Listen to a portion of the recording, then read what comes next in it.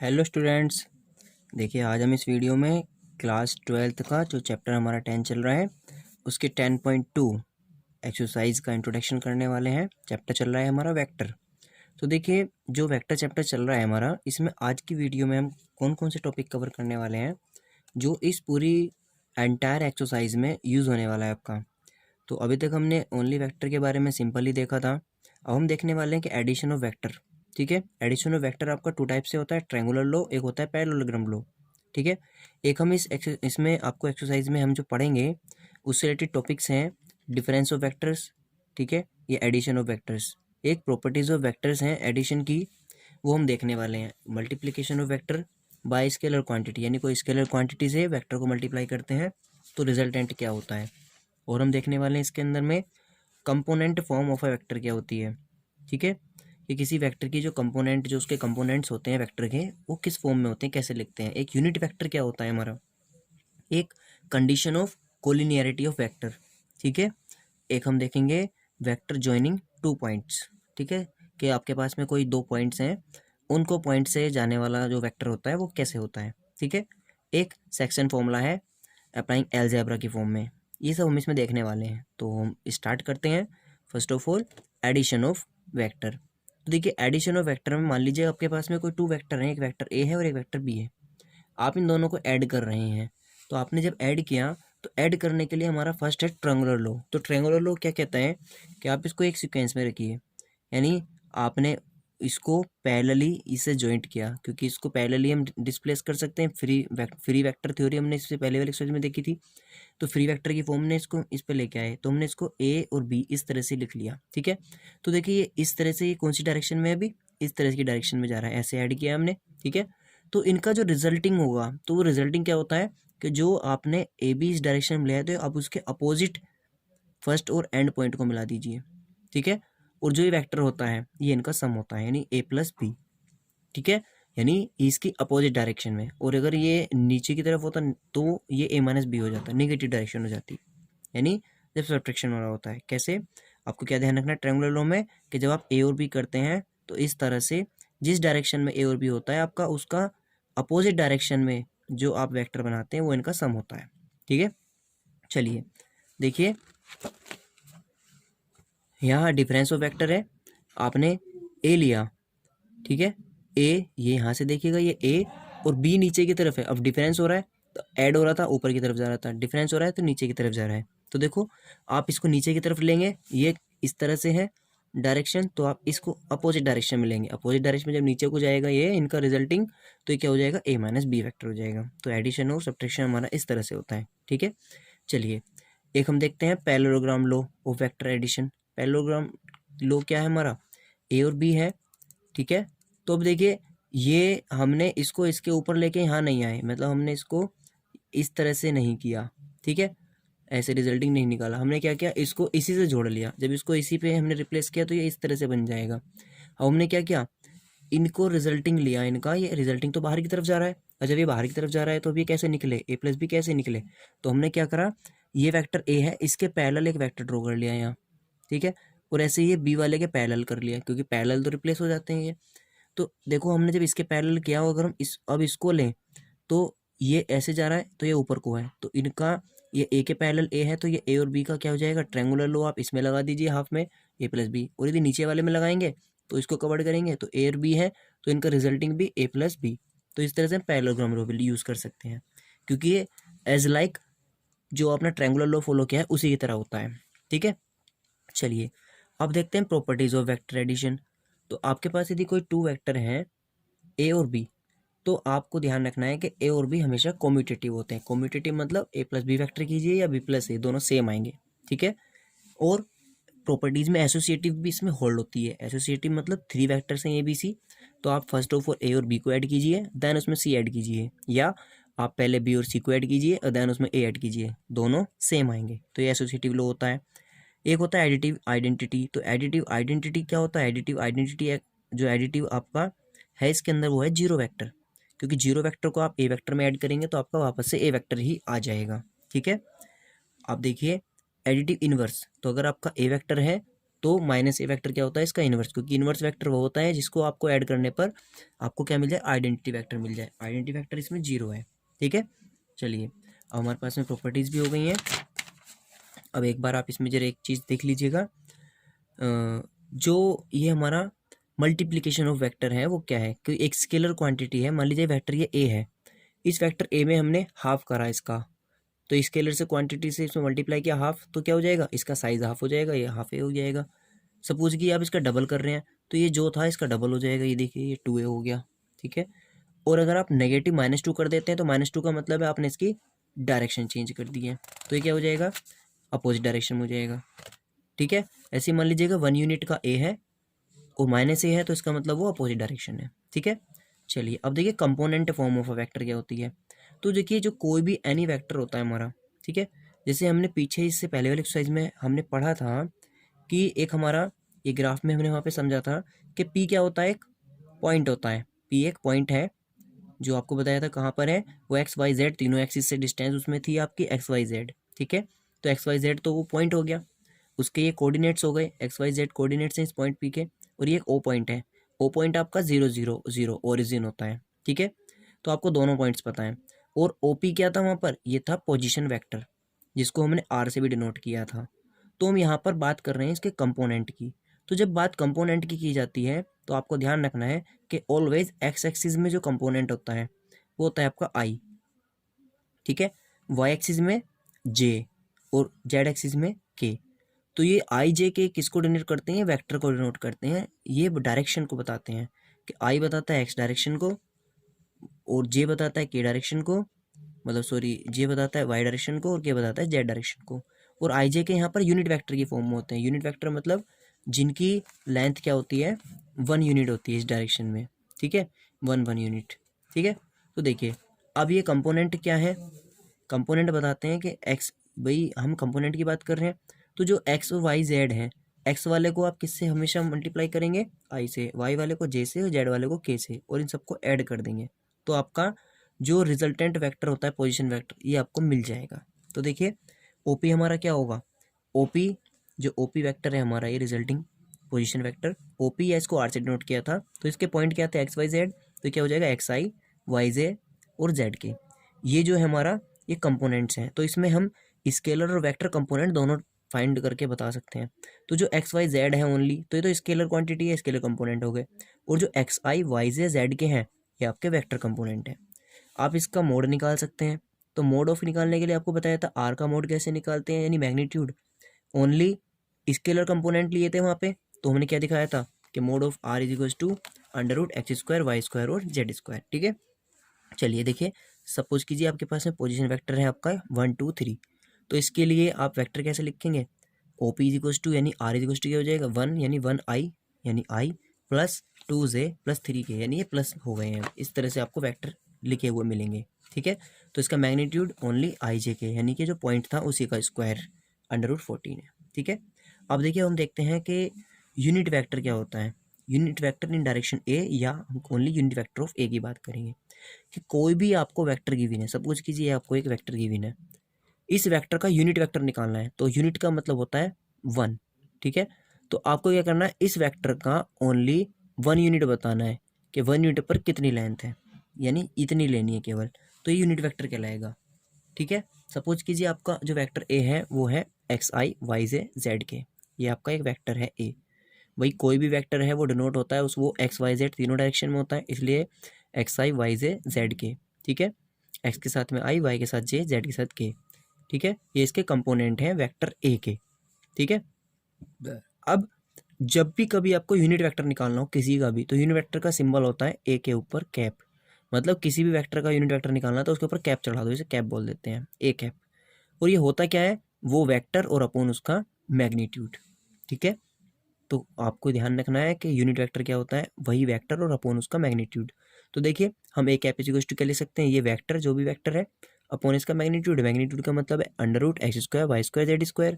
ठीक है, और इसको आप कैसे लिख सकते हैं कि ए वेक्टर का मतलब तो यही था ना, एक्स आई वाई जे जेड के अपॉन √x² y² z², ये आपका हो जाएगा यूनिट वेक्टर। देखिए एग्जाम्पल से समझिए, ए वेक्टर गिवन है तो आई जे के इस तरह से है, आई प्लस जे प्लस 2 के, तो इसका क्या हो जाएगा, वेक्टर ए, पहले मोड निकाल लेंगे इसका मैग्नीट्यूड, तो 1 1 2, 1 स्क्वायर 2 स्क्वायर, ये आया √6। तो कितना हो जाएगा, आई जे प्लस 2k, यानी जो वेक्टर था अपॉन √6, या इसको सेपरेट लिख दीजिए, 1/√6i plus 1/√6j plus 2/√6k। तो इस टाइम ये जो है इसका नाम है यूनिट वेक्टर। ठीक है, यूनिट वेक्टर किसका है, ये ए का। ठीक है, चलिए अब देखिए कंडीशन ऑफ कोलिनियरिटी। तो देखिए टू वेक्टर आपके ऑलवेज कोलिनियर होंगे इफ वे दोनों के दोनों वेक्टर कैसे हों, पैरेलल हों। और पैरेलल के केस में आपको बताया था कि उनकी डायरेक्शन सेम भी हो सकती है और अपोजिट भी हो सकती है। ठीक है, और मैग्नीट्यूड भी चेंज हो सकता है। बट कोलिनियर के लिए सिर्फ आपको क्या ध्यान रखना है कि वो वेक्टर पैरेलल होने इंपॉर्टेंट है। तो पैरेलल के लिए आपको क्या चेक करना होता है, कि आपको चेक करना है कि टू वेक्टर पैरेलल है या नहीं है। तो पैरेलल के लिए आपको सिर्फ क्या चेक करना है, जो वेक्टर आपको दिया हुआ है वो इज इक्वल टू वही वेक्टर हो। बस क्या हो सकता है वही, वो थोड़ा बड़ा हो सकता है, छोटा हो सकता है, इसलिए उसका मैग्नीट्यूड में थोड़ा सा मल्टीपल आ सकता है कुछ। अगर अपोजिट डायरेक्शन है तो माइनस भी आ सकता है। यानी आपको क्या चेक करना है कि A is equal to plus minus lambda B. Lambda क्या है, एक एनी कॉन्स्टेंट है। ठीक है, जैसे सपोज कीजिए वेक्टर ए ये है आपका, वेक्टर बी ये है, आपको चेक करना है कि क्या ए और बी कोलिनियर है या नहीं है। तो कोलिनियरिटी चेक करने के लिए हमने लिखा, देखो बी लिखा, बी वाला लिया, इसमें 2 कॉमन ले लिया, -2 कॉमन लेते ये बचा 2i minus 3j plus 4k, और ये तो यही है 2i minus 3j plus 4k। तो ये तो वेक्टर ए था, मैंने इसकी जगह रिप्लेस किया, तो ये क्या बन गया, b is equal to -2 vector A. तो -2 इस टाइम पर ये किसका काम कर रहा है, लैम्डा का। ठीक है, ये 2 लैम्डा का काम कर रहा है क्योंकि माइनस के लैम्डा ए। तो ये क्या हो जाएगा, b is equal to lambda A आ गया, यानी सम मल्टीपल के उसी के इक्वल आ गया वेक्टर के। ठीक है, तो इस तरह से हम कह सकते हैं ए और बी और कोलिनियर वेक्टर। ठीक है, चलिए इसके बाद में अब आता है डायरेक्शन कोसाइन डायरेक्शन रेशो, जो हमने इससे पहले वाले एक्सरसाइज में देखा था। डायरेक्शन कोसाइंस और डायरेक्शन रेशो आपको बताए थे, डायरेक्शन कोसाइन आपको बताया था LMN, डायरेक्शन रेशो बताए थे ABC। और आपको LMN में बताया था रिलेशन कि आप निकाल सकते हैं डायरेक्ट x अपॉन √r, मतलब sorry mode of r, y upon mode of r, z upon mode of r। ठीक है, आपको ABC और उसमें रिलेशन भी बताया था। ठीक है, तो अब अगर आपके पास में कोई डायरेक्ट एक वेक्टर दिया हुआ है, आप उस डायरेक्ट वेक्टर से डायरेक्शन कोसाइन और रेशो कैसे बता सकते हैं उस वेक्टर के। तो देखो एक सिंपल वे होता है, ये वेक्टर ए है, सपोज कीजिए कि i plus 2j plus 3k। तो इस टाइम पर इस वेक्टर के जो आपके जो इसके स्केलर कंपोनेंट हैं वो इस टाइम पर इसके डायरेक्शन रेशो हैं। ठीक है, तो इसके डायरेक्शन रेशो यानी ABC, जो स्मॉल ABC है वो कितना हो गया आपका, भाई डायरेक्शन रेशो को हमने ABC से डिनोट किया था, तो जो ABC है ये कितना हो गया, 1 2 3। ठीक है, अब बात करते हैं डायरेक्शन कोसाइन की। तो जब भी कभी आपको डायरेक्शन कोसाइंस बताने हो, तो डायरेक्शन कोसाइंस के लिए आपको बताया था ना कि a अपॉन अंडर रूट, देखो आपको एक वे बताया था कि जो L होता है वो क्या होता है, a upon √a² plus b² plus c²। फिर उसके बाद में L के बाद m बराबर बताया था b upon √a² plus b² plus c²। तो देखो a b c आपका कितना आया, 1 2 3। तो ये इसको हम सोल्व कर सकते हैं कि √a² plus b² plus c² कितना हो जाएगा, √1² प्लस 2² प्लस 3²। कितना आ गया, √1² 1 2² 4 3² 9। तो कितना आ गया, √14। तो हमारा कितना आ जाएगा, L इज इक्वल टू आ जाएगा a का मतलब 1 अपॉन √14। ठीक है, m कितना आ जाएगा, b का मतलब 2 अपॉन √14। ऐसे ही n कितना आ जाएगा, c का मतलब हमारा था 3 अपॉन √14। तो ये हमारे LMN आ गए। ठीक है, तो देखो हमने डायरेक्शन कोसाइन निकाल लिए, 1 अपॉन √14, 1 अपॉन √14, 3 अपॉन √14। ठीक है, अब देखिए डायरेक्शन कोसाइन निकालने का एक प्रोसेस और है। एक तो आपको फॉर्मुलेटिव बताया था a अपॉन ABC निकालने के बाद में ये प्रोसेस था, और ABC कहाँ से मिल जाते हैं, जो इसके कंपोनेंट होते हैं। ठीक है, ये हमारे ABC होते हैं, डायरेक्शन रेशियोज होते हैं। एक डायरेक्ट तरीका ये है कि आप यूनिट वेक्टर निकाल लीजिए, पहले जो भी वेक्टर है इसका यूनिट वेक्टर बना लीजिए। तो देखो हमने इसका यूनिट वेक्टर बनाया, a cap is equal to a vector upon a का मोड। तो a का मोड निकाला, इसके अपॉन में रख दिया, ये रहा। तो इसका यूनिट वेक्टर आया अपना ये। और जो भी यूनिट वेक्टर होता है उस यूनिट वेक्टर के उस टाइम पर जो कंपोनेंट हैं, ठीक है, वो ही आपके डायरेक्शन कोसाइंस होते हैं। तो ध्यान रखना, यूनिट वेक्टर के कंपोनेंट जो है स्केलर, वो डायरेक्शन कोसाइंस है।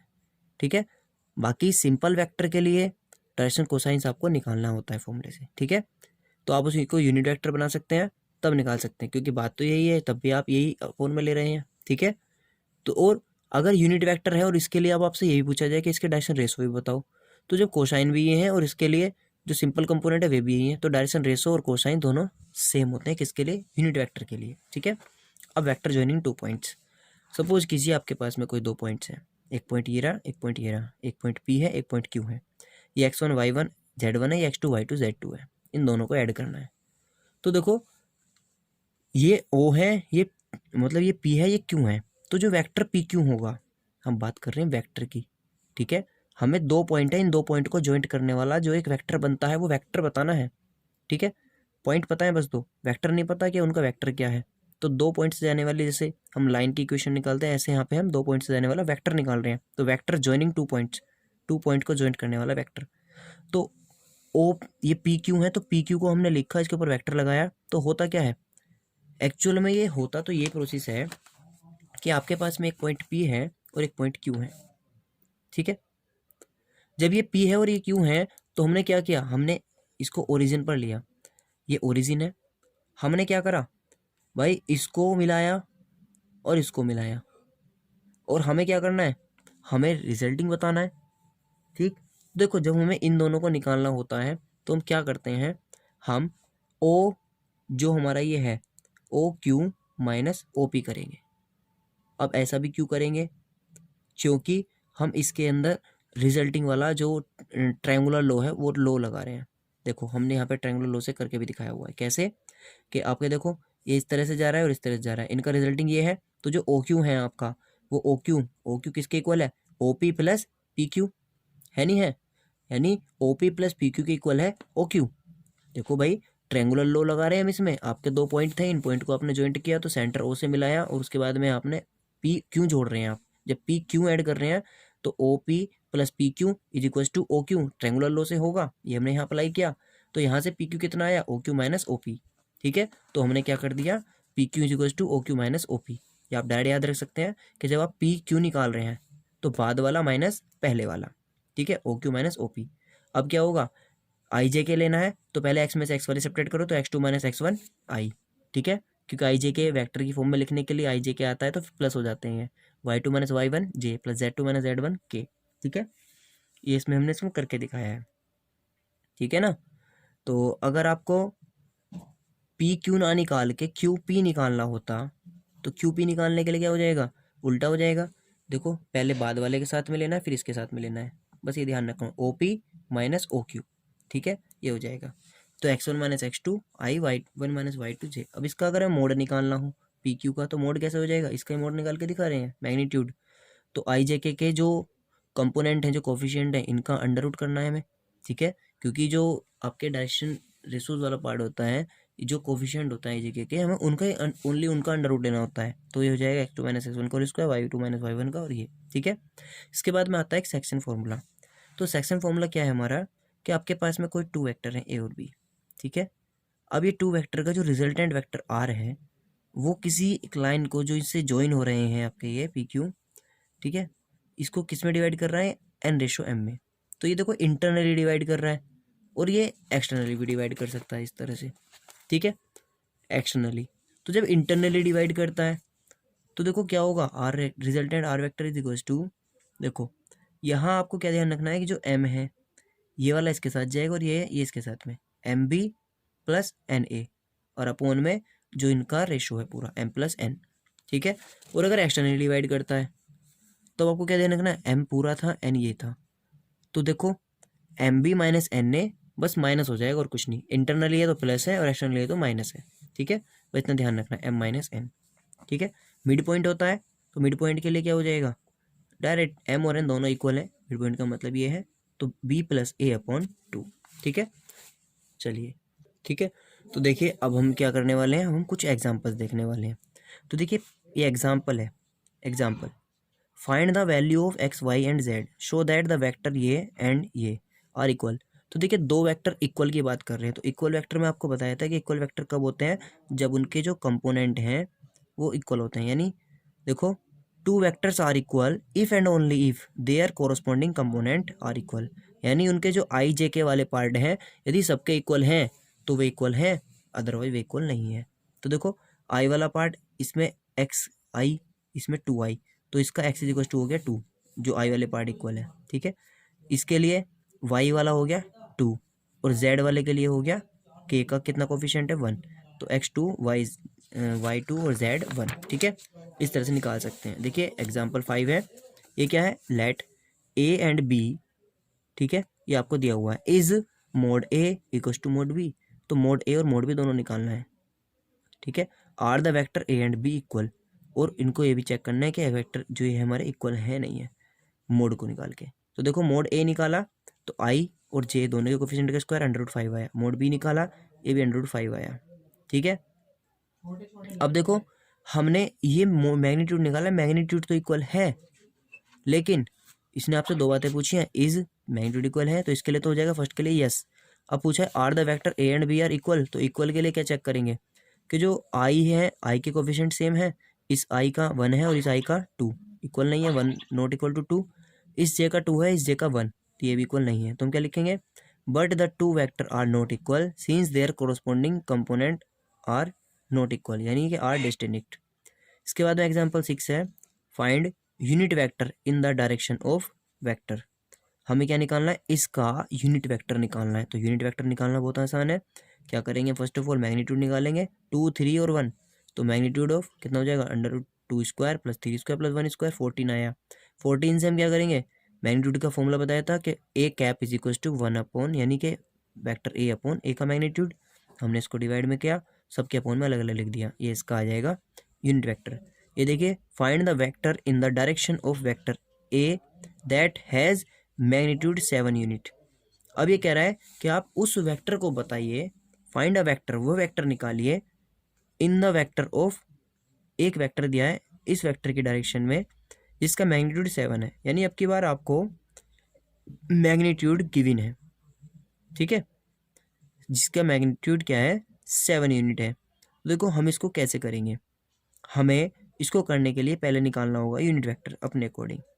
तो देखो द यूनिट, जो unit vector in the direction of vector A है वो कितना है हमारा, a unit is equal to ए का वेक्टर अपॉन ए मोड।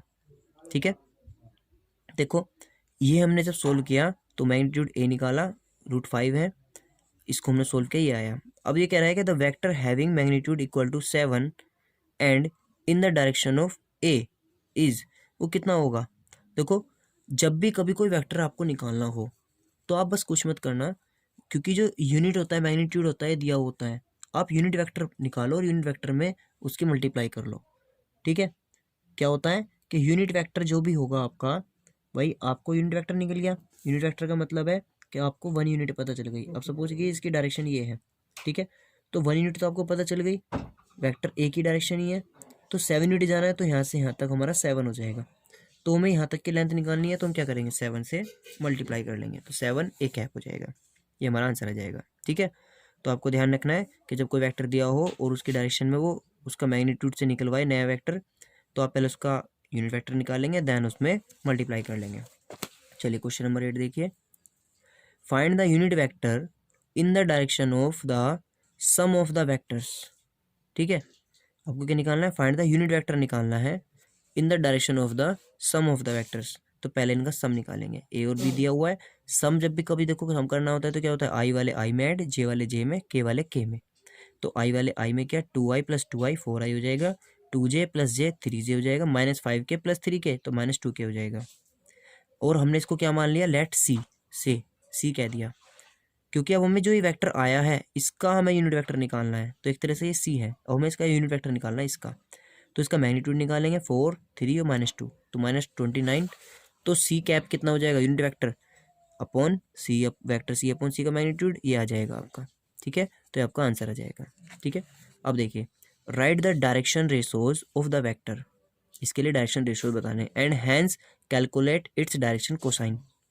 तो आपको बताया था डायरेक्शन रेशोज निकालने हैं, तो ए बी सी हमारे डायरेक्शन रेशोज होते हैं, तो आप इसकी कंपेयर कर लीजिएगा वेक्टर ए की, AI + BJ + CK, तो ABC कितना आ जाएगा आपका, डायरेक्शन रेशोज कितने आ जाएंगे, AI BJ + CK से कंपेयर करने पर A आ जाएगा आपका 1, B आ जाएगा आपका 1, C आ जाएगा आपका -2।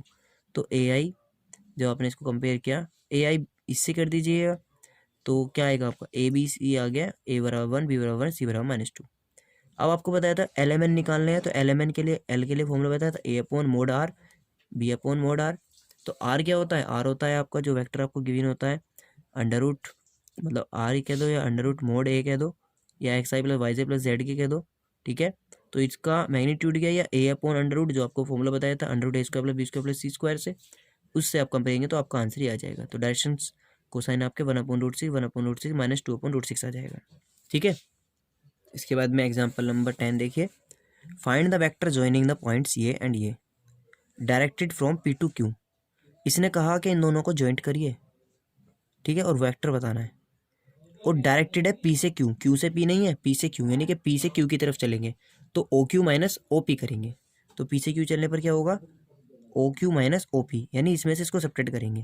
तो देखो -2 -1 -2 तो माइनस के 3 आई, ऐसे ही -2 -3 तो माइनस के 5 जे, -4 -0 तो माइनस के 4 के, ये आपका पी क्यू आ जाएगा, ठीक है। और जो सेक्शन फॉर्मूले वाला आपको बताया था इसमें आपके उस पर बेस्ड एग्जाम्पल है। तो एग्जाम्पल 11 है, consider 2 points P and Q with position vector O P is equal to इतना एंड ओ क्यू इतना, दोनों वैक्टर गिवन है। Find the position vector of a point R which divides the line segment joining P and Q in the ratio 2:1 internally and externally। तो आपको M और N दिया हुआ है, ठीक है, और वेक्टर A वेक्टर B दिया हुआ है, एक तरह से दोनों दिए हुए हैं। तो क्या हो जाएगा, बताया था ना कि एम बी, यानी कि अगर आपका ये वेक्टर ए बी है, ये वेक्टर मान लो ओ पी वाला ए है और ओ क्यू वाला बी है, तो एम बी माइनस एन, वो सॉरी इंटरनली है ना, तो M B plus N A upon M plus N, ठीक है, इससे आपका आंसर आ जाएगा। और एक्सटर्नली है तो M B minus N A upon M minus N, इससे कर लेंगे, ठीक है। देखिए, शो दैट द पॉइंट्स, ये 3 पॉइंट्स दिए हैं, are the vector of a right triangle. ये चेक करना है कि क्या ये राइट ट्रायंगल के पॉइंट्स हैं नहीं है, ठीक है। तो राइट ट्रायंगल चेक करने के लिए आपको क्या करना होगा, राइट ट्रायंगल इस तरह से 3 साइड्स होती हैं उसमें, तो अभी आपको सिर्फ पॉइंट्स दिए हैं। सपोज कीजिए ए है, ये इसको चलो इस पर लिख लेते हैं कि आपके पास में ये कोई ट्रायंगल है, राइट ट्रायंगल है, ठीक है। तो राइट ट्रायंगल को चेक करने के लिए क्या होता है, अगर मान लो ये ए है, ये बी है, ये सी है, ये 3 पॉइंट्स पता है, तो हम एक तो ए बी निकाल लें, ठीक, एक हम बी सी निकाल लें और एक हम ए सी निकाल लें, ये निकाल लें। और होगा क्या कि सम ऑफ एनी 2 साइड्स का स्क्वायर, यानी अगर हम A B square plus B C square करें, वो अदर के स्क्वायर के इक्वल होनी चाहिए किसी एक के, ठीक है, सबसे बड़े वाले के, मतलब जो बड़े वाली साइड होती है इसी, इसका स्क्वायर इज इक्वल टू होना चाहिए A B square plus B C square. यदि ऐसा है तो राइट ट्रायंगल होगा ये, ठीक है। तो पहले हमें सिर्फ ओनली पॉइंट्स दिए हैं, पहले हम ए बी बी सी सी ए निकालेंगे। तो देखो कैसे, पहले ए बी निकाला, ए बी क्या होगा, ओ बी माइनस ओ ए, तो ओ बी माइनस ओ ए कर रहे हैं हम, ओ बी माइनस ओ ए का मतलब है कि बी माइनस ए। देखो, जब आपको ओनली पॉइंट्स की फॉर्म में गिवन हो, यानी कि 2 -1 और 1, तो ये पॉइंट्स होते हैं, तब तो हमें ओ बी ओ ए ऐसे करना होता है। और जब आपको ऑलरेडी वेक्टर की फॉर्म में ही दिए हुए हो पॉइंट्स, वेक्टर की फॉर्म में है डायरेक्ट यहाँ, ठीक है, तो यहाँ पॉइंट्स को वेक्टर में कन्वर्ट नहीं किया पहले हमने, वेक्टर में कन्वर्ट करना होता है, तो उसमें फिर सब्ट्रैक्ट करते हैं। तो ए बी निकालने के लिए डायरेक्ट क्या हो जाएगा, बी माइनस ए कर रहे हैं, तो देखो क्या कर रहे हैं, 1 -2 1 -2 आई, -3 -1 माइनस माइनस वो प्लस हो गया, -5 माइनस के -1 ये के हो गया, तो ये आ गया -i -2 से +6 के -6 के। ऐसे हमने ए बी बी सी और सी ए तीनों निकाल लिए। अब क्या करेंगे, इन तीनों का मैग्नीट्यूड भी निकालेंगे। देखो, मैग्नीट्यूड ए बी निकाला, बी सी निकाला और सी ए निकाला, ठीक है। तो हमने देखा ए बी स्क्वायर कितना 41, और जो बी सी और सी ए है वो हमारा आया 6 + 35, तो ये भी क्या है 41 ही है। जब हमारा ए बी का मोड का स्क्वायर अदर 2 साइड्स के मोड के स्क्वायर के इक्वल आ गया, क्योंकि साइड्स की लेंथ निकाल ली, तो ये हमारा क्या हो गया, it is a triangle, right triangle angle, ठीक है। तो आपको जो 10.2 एक्सरसाइज में करना है, जितने हमने एग्जाम्पल किए हैं और जो इंट्रोडक्शन देखा है इसी पर बेस्ड है, तो आप एक्सरसाइज के क्वेश्चनों को सेल्फ करने की कोशिश करेंगे, अदरवाइज आप कमेंट में बता देंगे, हम इन क्वेश्चंस को करा देंगे, ठीक है।